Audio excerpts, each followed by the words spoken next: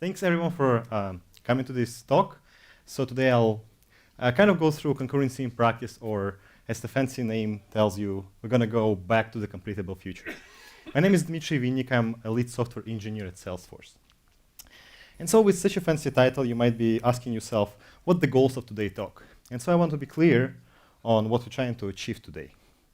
So the goals are actually quite simple. So the first, we'll actually talk about concurrency in its different forms. And ultimately, we'll try to attend to a couple of misconceptions around concurrency and ultimately debunk them. And at the end of the talk, we'll try to actually focus on workflows, on how and why to use them. And so with that, you might be asking yourself, why do we even have to talk about this? And motivation is actually quite simple to prove. Just by looking at the laptop that I have, you have to admit that multi-core machines are a standard these days. You can also say that microservices are so abandoned these days, they're not even a buzzword anymore. And obviously, the computing cloud services like Azure or AWS are driving a huge chunk of the internet. And obviously, you can also say, the Moore's law and talk about this for hours, which we won't be actually doing. But you still can make a conclusion here is that the concurrency is a new reality. And I would even go further to say that's a reality today. And you would either have to embrace it or it will be imposed on you. And with that, I'd like to actually talk about what's in it for you guys. Yes, industry is changing, the world is changing itself, but what's in it for you as a developer? And obviously, there are some benefits you might be interested in. So the first thing is obviously you're trying to minimize the waste. As I highlighted before, the multi-core laptops allow us to utilize CPUs further than just one single-threaded application. So not to waste resources, we have to utilize them. The abundance of agile as the primary methodology to develop software with a primary focus on the user, concurrency allows you to increase the user experience. Basically, no more hanging window while you click on a button or trying to change the views. And obviously, you're trying to abstract complexities, because when you work with concurrency, it's complex enough. So you're trying to encapsulate all the difficult parts away from your code. And so, yeah, they're only the good parts, right? Not really. There are complexities, hence this talk. And so some of them are fairly simple. The thread safety itself, the race conditions that are famously known, and all the bugs are usually blamed on them. You can also say liveness is a concern, how multiple threads share resources between each other, and obviously the performance.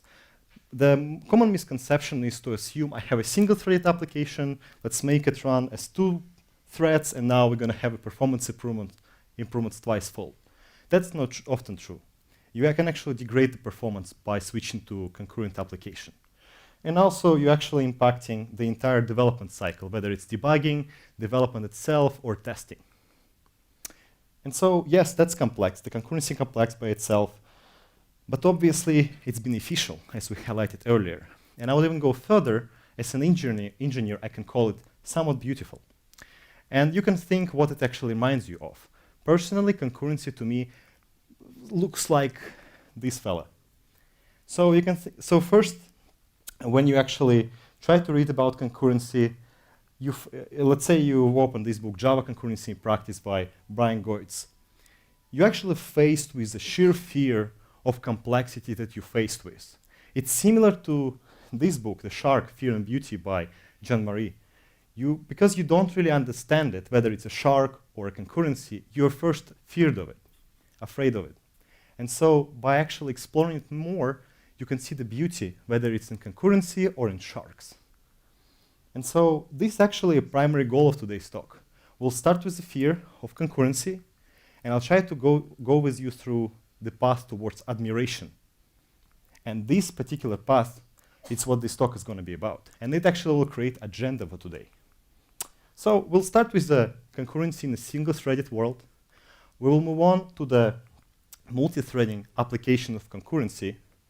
Then we'll talk concurrency more in the context of Java, what it actually means for us as Java developers. I'll try to close off with the workflows, the asynchronous programming in Java particularly. So let's actually start with a single-threaded context. So again, you might be asking that, why do I even care? about concurrency, because I can say, you know, my app currently is a single-threaded app. It's too complex to even care about concurrency and multi-threading, or, you know, the common approach to legacy system, if it's not broken, don't touch it. And I would say some concept you can apply regardless of the environment you're in.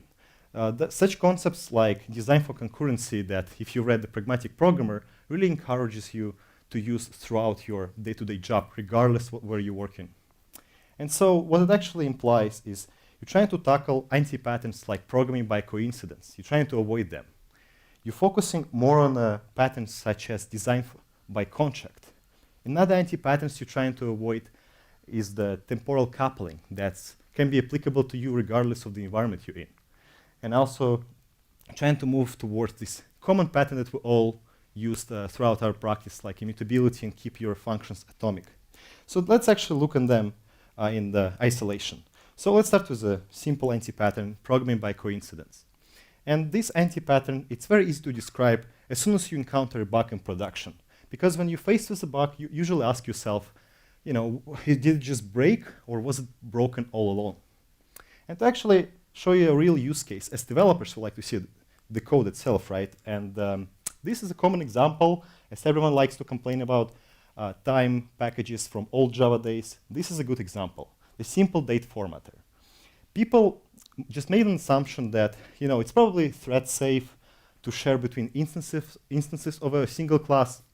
Let's make it static, because it's simply, you know, formatting our date to a string that we specify. But it's actually not thread safe. So the assumption was wrong, and many engineers actually used it. And so they tried to use it between multiple threads, and ultimately it actually gave them the incorrect results in certain cases. Unfortunately, the Java docs of this class for quite a few releases did not even specify whether it was a thread safe or not. So it didn't actually help developers to make their decision. And so the way to tackle this problem, they had to basically synchronize it in case if they actually caught the problem. But it shows you that the code gets more and more complex. And so to tackle programming by coincidence, you really have to program intentionally. What it means is you need to know exactly why it works. You know that meme online where, you know, it works, I don't know why, it didn't work, I don't know why. It actually scares me quite a bit, because you really need to know why it works. But if, in case you don't have an ability to understand the, you know, interconnectivity of a library you use, try to ensure that it actually works. The TDD is great for that, but, you know, if you're trying to just test the business logic, you might also need to test it under cases with when the multi-threading environment comes into play. So do some load to stress tests and really share how it works. The case I showed in the previous slide about simple date formatter gives a great example of undocumented functionality, whether it's thread safe or not, really broke a lot of applications along the line. So don't be that guy.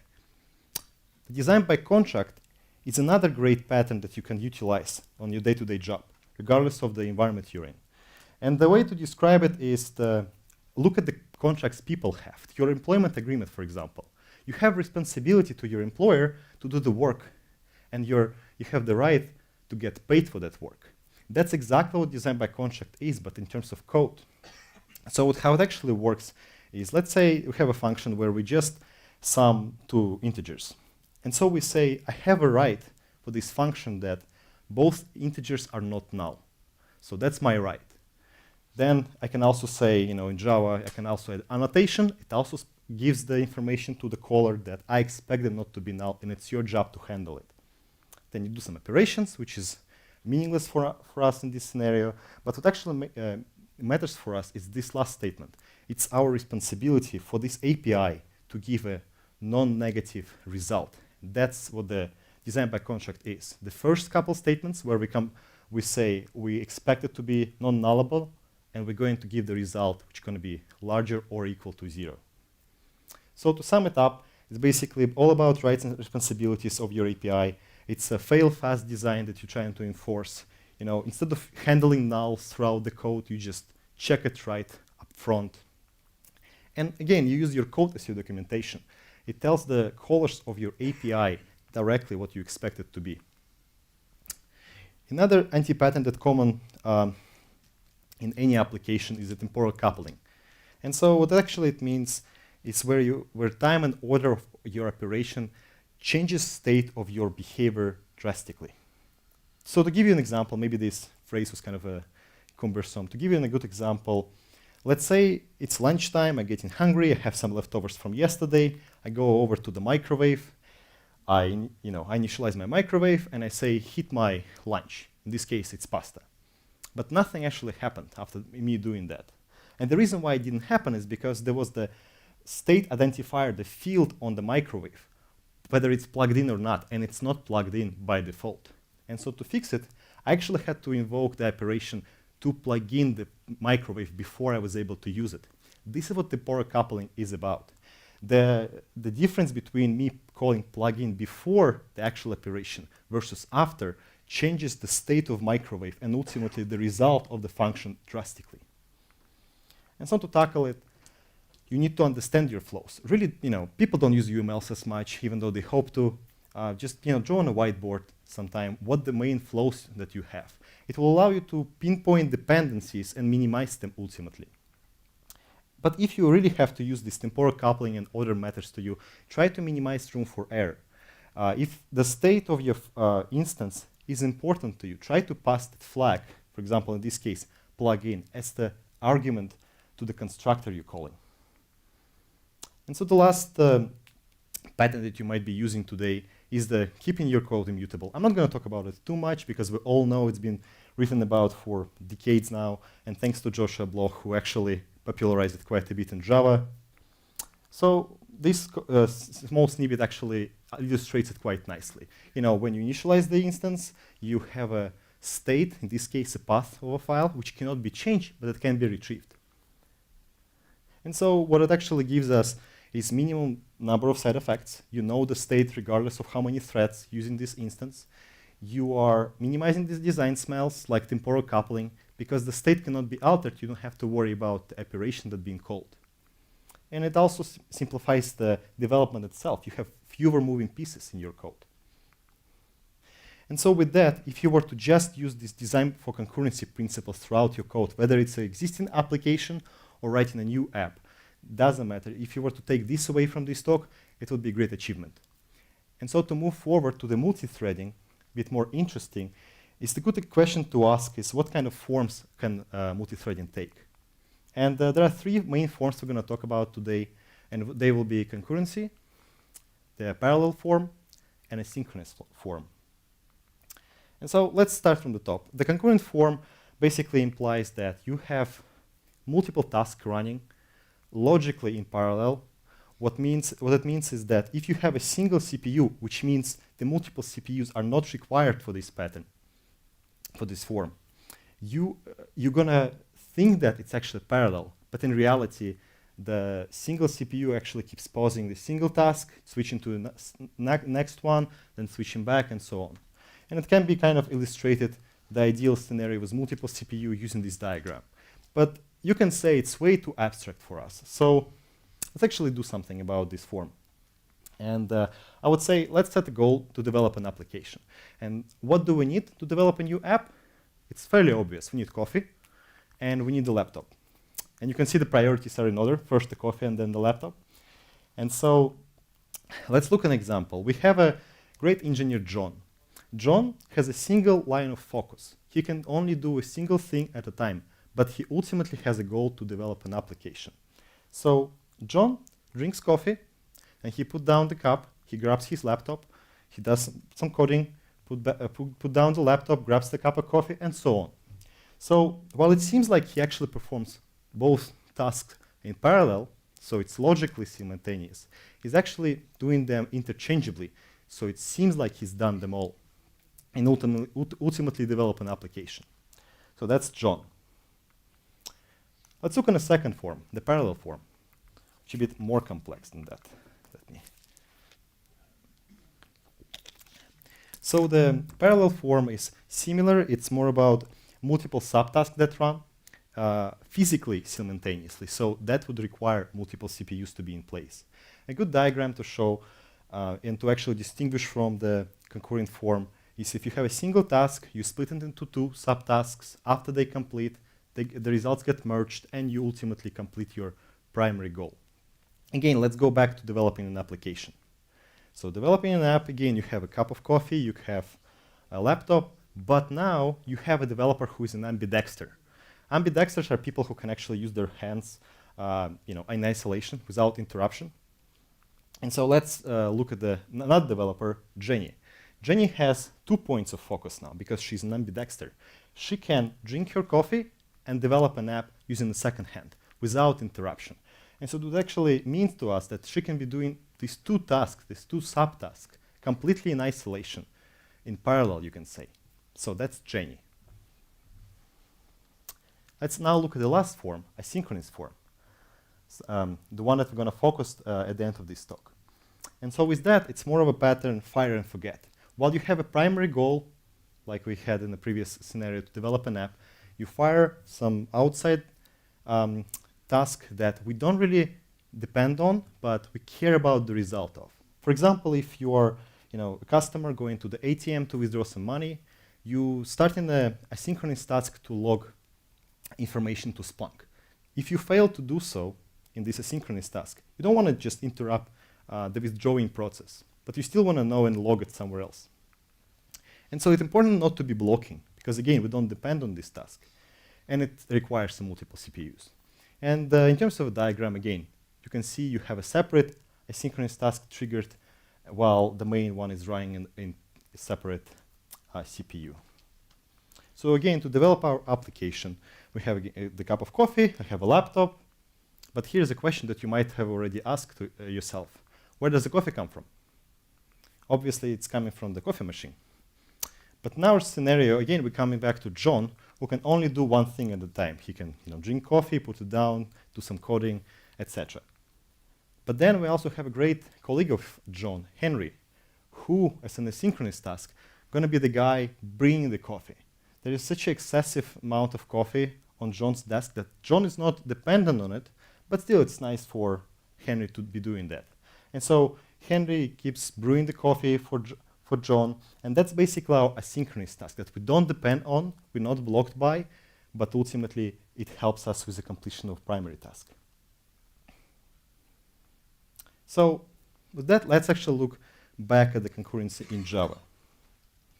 So you probably all worked with runnables and threads. That's actually a question for you guys. How many of you have used runnables and threads before? Raise your hands. Great, that's what I would expect.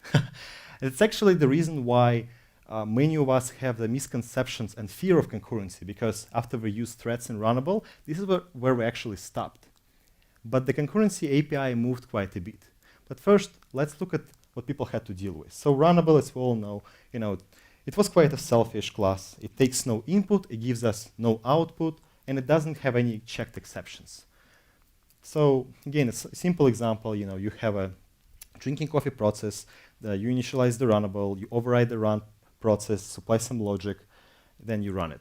If you run it outside of thread, it doesn't actually do anything special. So nothing interesting here. But the thread, though, it's backed by runnable. And so you always have at least one thread. So if anyone hasn't raised their hand before, you actually use thread one way or another. So an example here, again, the same process of drinking coffee, you supply your runnable in a constructor, so using composition. And ultimately, you try to start it, but you actually have to be aware of a creation overhead. That will be important in the next couple of slides. Creation of threads is not cheap. So then, runnable threads are great, but then JDK 5 came along. I believe it was released around September 2004. So, and we actually were able to welcome concurrency API. So with that, I'd like to point a couple of nice classes that allowed us to move towards this declarative model where we can focus instead of how to manage threads, how to operate them, and focus on what we want to do with those threads. So that's the idea of declarative model they started moving towards. So we're going to talk about the ThreadLocal, the atomic operations, the thread safe collections, and of course there were a lot more other classes that came along with concurrency API, but we're only going to focus on these 3 first. And so let's start looking at the ThreadLocal first. The ThreadLocal is a nice resource confinement class that if you look back at our example with a simple date format, which wasn't thread safe, you can actually wrap it in the ThreadLocal And if another thread was to invoke it, as you see here, to format a thread, without using synchronization, at the point where you say, my thread local, give it to me for my current thread, it allocates resources, confines those resources for this particular thread. So it allows us to avoid unnecessary synchronization while focusing on the task at hand. But you have to be aware, obviously, about memory leaks. Again, it's a resource confinement, so you have to deal with them afterwards. And also, don't really abuse the idea of global fields anyways. The atomic operations are a great addition to the concurrency API. They primarily tackle so-called compound operations. A good example will be inline incrementation of integers. You know, if you have like I++ in the for loop, it's actually not a single operation, it's 3 of them. You have to get a current value of the variable at hand, you have to add 1 to that variable, and then assign the new sum to the variable itself. So there are 3 different operations. And if you were to do them individually, you would have to synchronize it, which is fairly challenging in terms of resources waste. And hence, with atomic operation, you can really increase the speed of your operations by using so-called compare and swap operation under the hood. And so if you look at the real example, the atomic long, it just has a single evocation of increment and get on the counter itself. You can also use it to, wrap a reference if you were to switch context during, if you're writing a crawler of some kind without unnecessary synchronization that you might be establishing. And so with that, I'd like to move on to the thread safe collections. And with an example of concurrent hash map, which people probably know from working with concurrency. So the thread safe collections, again, they're trying to tackle the compound operations. When you check the collection for an element and you're retrieving it, it all will be multiple operations you usually would have to synchronize on. Again, it's tackling the speed the loss that you would have with synchronization. By the way, to clarify, synchronization implies that you have to stop the block of code you wrap with synchronized block for all the threads while one thread is working on it. So you can understand how much of a performance hit it would be. And also, these thread safe collections allow us to configure for concurrency. So let's look at an example. Imagine an old way to handle, a collection which will have process ID mapped to its counter. Let's say a good use case, you're tracking how often this operation was called. So what you would have to do before, you would have to synchronize on that collection, and you would retrieve a counter, increment it, assign it back to the collection. So it's fairly verbose, not even talking about the performance here. But now with concurrent hash map, what you would have to do is as simple as initialize it. You can also notice at the end of the constructor, you can specify additional concurrency configuration. And the only thing you have to do now is basically retrieve the counter directly, increment it, and you're done. You don't have to worry about synchronization. And that's a big improvement, not just about the coding itself, but performance as well. So if you were to compare with the previous example, it's much smaller than the synchronization block. And so let's now go towards the workflows, which also will be looking back at the concurrency API that was introduced in JDK 5. But you can be asking, where do we actually start? And to talk about workflows, you have to talk about JavaScript, because it's a great way to look back at what they had to work with and how they try to tackle the problem. Then we're going to look at futures and callable, transition to the executor framework that allows us to actually utilize the futures, and wrap up with the completable future, which is part of the title of today's talk. So let's look first to the promises in JavaScript. And you can't talk about promises without the callback hell. To basically clarify for you guys, the callback hell is an incredibly verbose way to write code. It's completely non-intuitive. And to give an example, imagine you have a function A that supplies its result down to function B performs operation, and sends it down all the way to as many functions as it can handle. And then you're asking yourself, why am I even here? And so how did they actually fix it? They really looked at so-called promises. So again, let's look at the example. Imagine you have a logic to fix a bug. What you would have to do before, you would have to supply the operation you would perform on success of this fixing bug process and on the failure. So you're kind of polluting the atomicity of this operation as well, because it has to do both the operation itself and invoking a sub-operation on the result. So you have, you will evoke it like this. You supply, go home if you were successful and start again if you failed in fixing the bug. That was before promises. With promises, it got much simpler and nicer. Again, the fix bug now only does fixing the bug. And it's the promise itself, you basically chain operations. You get the result of the fixing the bug, and then you take care of handling failure or success. So to look actually how it's applied in Java, let's look at Future and Callable. And to talk about callable and futures, it's a great way to look back at runnable and threads. Runnable is basically a unit of work for thread. The same callable is a unit of work for future. And so what callable is, it's basically similar to runnable. It doesn't take any input, but it's a bit nicer because it gives us the output and it has checked exceptions.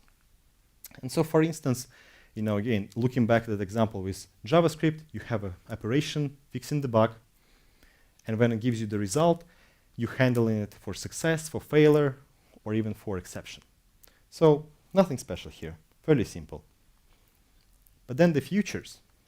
They're again similar to threads because they use callable as the unit of work. And obviously future is something that gets completed in the future. So fortunately semantic here was pretty clear. And it uses so-called executor framework to interact with futures themselves in Java. And we'll talk about executor framework in just a couple of minutes. So again, let's not focus on the executor itself, but we have to initialize the service. Then let's say, it's completing to-dos in code. It's one of those things you promise to do in the future. So it's a great example here. So I say, I'm going to finish this to-do in my code eventually. So I create a callable. Then I supply it to the executor service. At the moment when I call service submit is when the execution starts, and it gives me the future. And at the moment where I say, give me the future result, this is when I'm going to get the code itself. So that's how futures actually represented.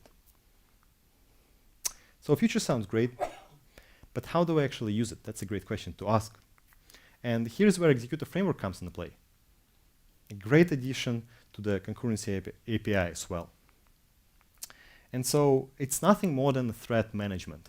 Again, it's moving towards this declarative model where it abstracts this complex thread lifecycle management through usage of the threads. That creation overhead I mentioned for threads is handled here perfectly. And to give you the class diagram, again, we're going to focus only on three main pieces from here: the executor service, the executor itself, and the thread pools. So to start with the simple executor itself, it's nothing special. It's just a functional interface with a single operation that's driven by runnable. So no magic here as well. You initialize the executor and you evoke execute on it, supply and runnable. So again, simple operation.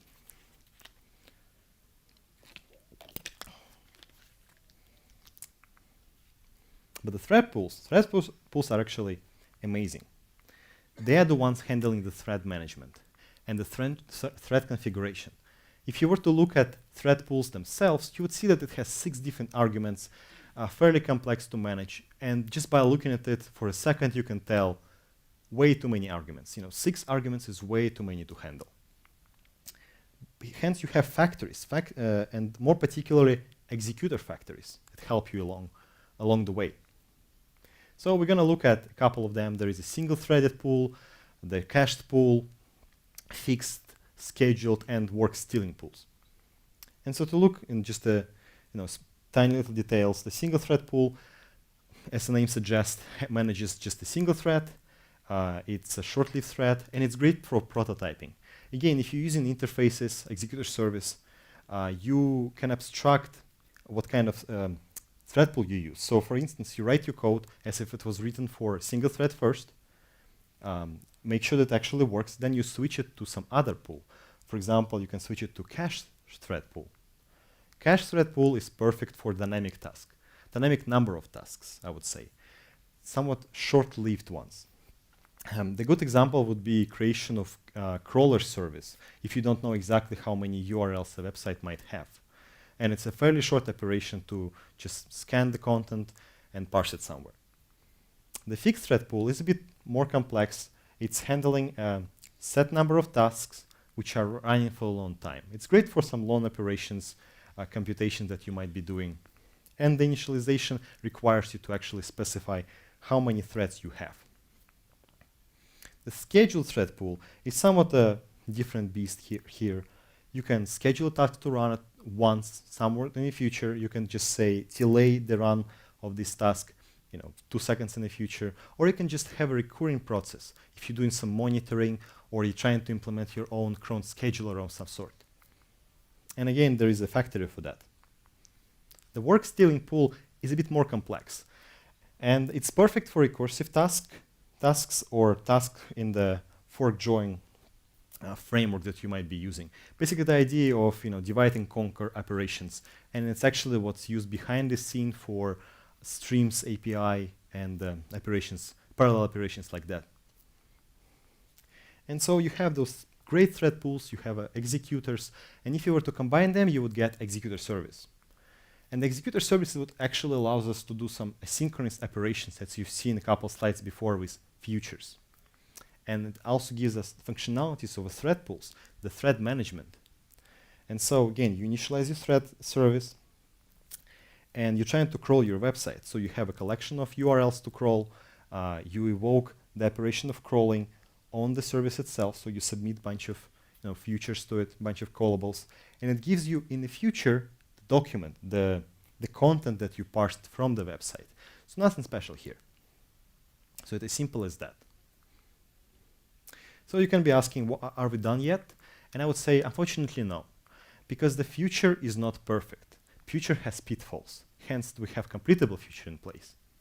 And so talk about the pitfalls of future, the issues that it might have. It really relies on a lot of blocking operations. It doesn't have an idea of chaining results, so you can't really achieve the full workflow operations in Java using futures alone. You cannot really easily combine them, and the exception handling is somewhat cumbersome. And to look first at the blocking operation, the good one that we've actually seen a couple slides before was the get operation, if you're actually trying to retrieve the result. For instance, you have a crawler, which crawls your website again. But you're impatient. You want to just get the result now. I can't wait. But it will actually block the entire thread you're in, which can be very bad for your application. You can just hang the entire thread. At least to mitigate this a little bit, always use a timeout of some sort. And Future fortunately allows you to do that. You can say, give it to me for, try for 10 seconds. If it fails, just throw the exception.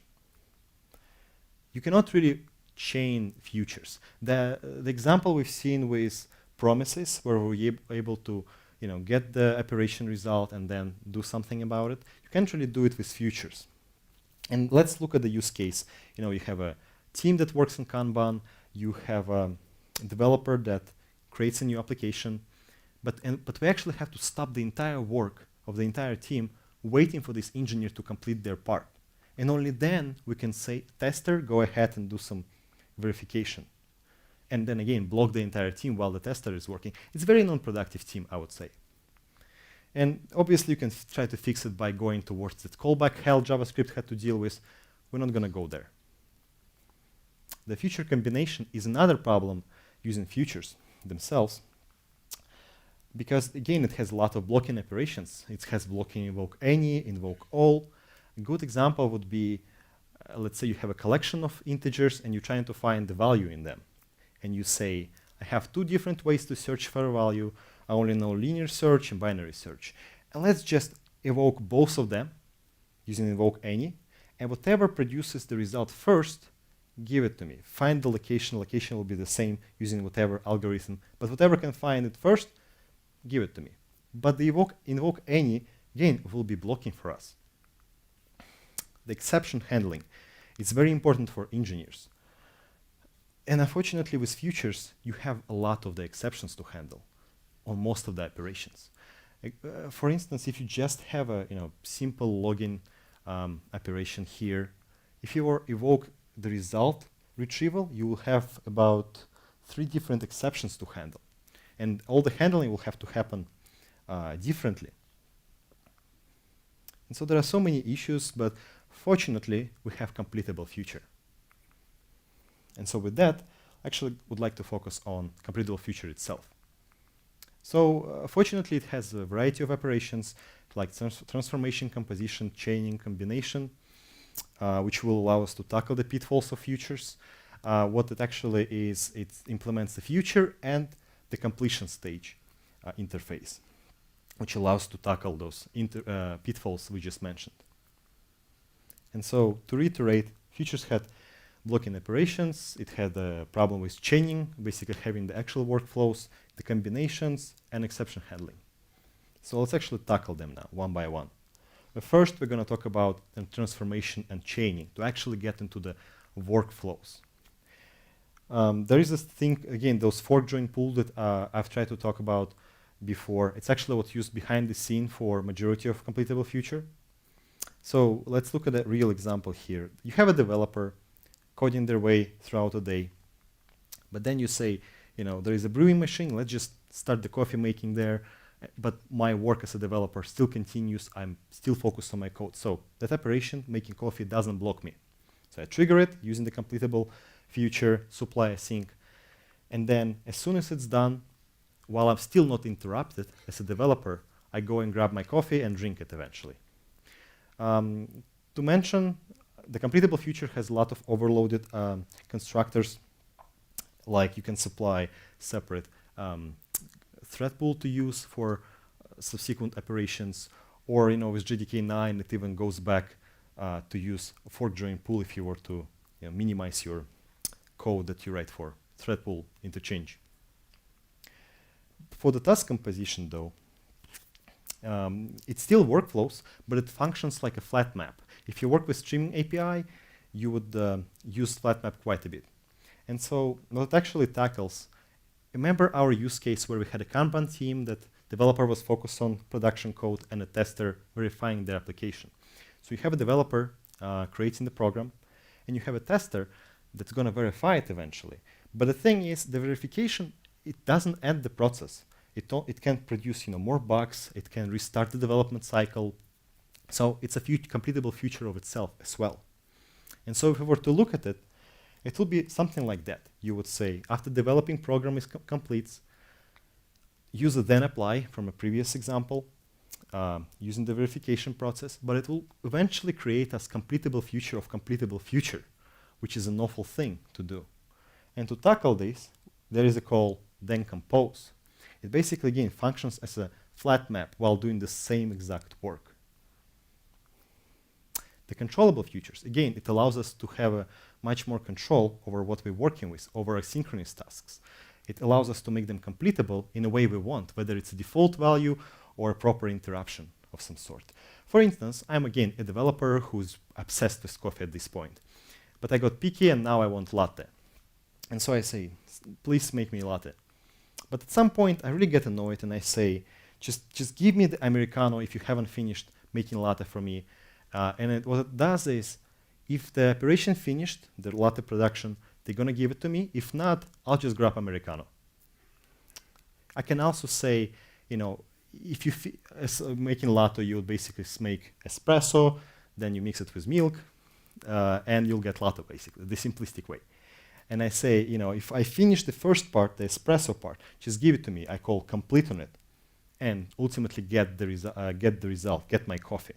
What I'm trying to highlight here is that you don't have to block anymore. You have much more control of how you interrupt your operation. You have a lot more control over overall multiple futures at hand. And so again, it's all off or any off, similar to invoke any or invoke off we've seen on futures. So an example would be, imagine you're writing WebDriver tests for your application, and you have 3 different browsers to test, completely independent from one another, and you combine them, calling completable future all off. And the problem is the result, it's not very formatted in a way that you might want. It's not a collection of results, it's the completable future of void. So it gives you not as much information as you might like to have. So you have to check if it's done exceptionally, and you have some overall check for how many threads are still running. There are obviously workarounds from this, but it also highlights the completable future is not perfect either.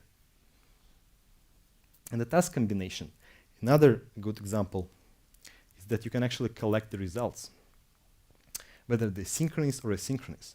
We don't really depend on that.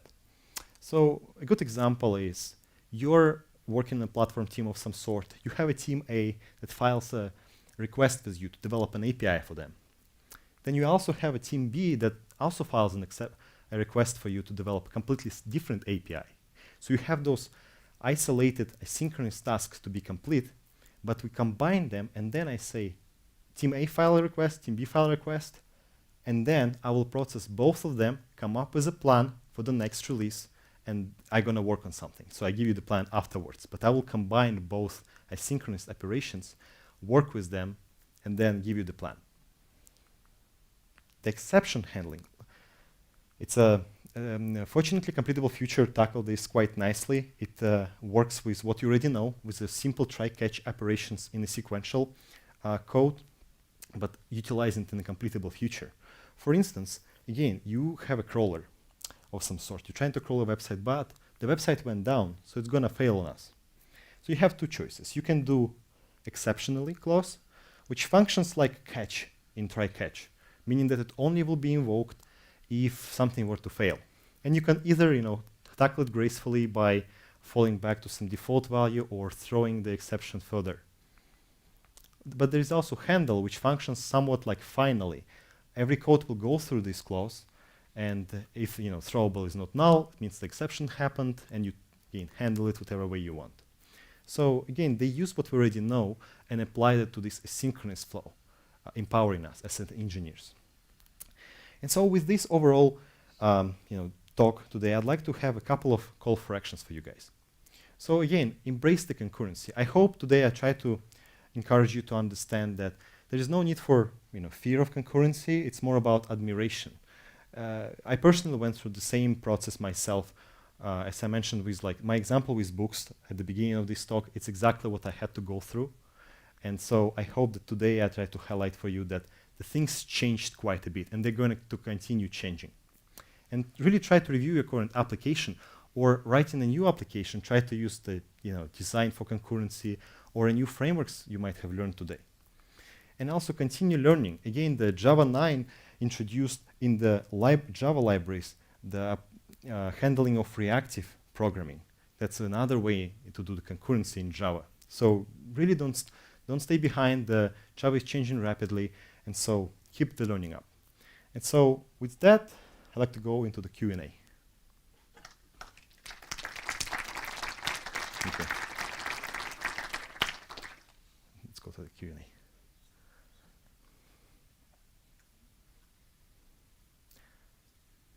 If you have any questions after the talk, I will be here as well. Please feel free to grab me and just talk about concurrency or anything for that matter. But yeah, thank you for listening to me, and I appreciate that. Thank you.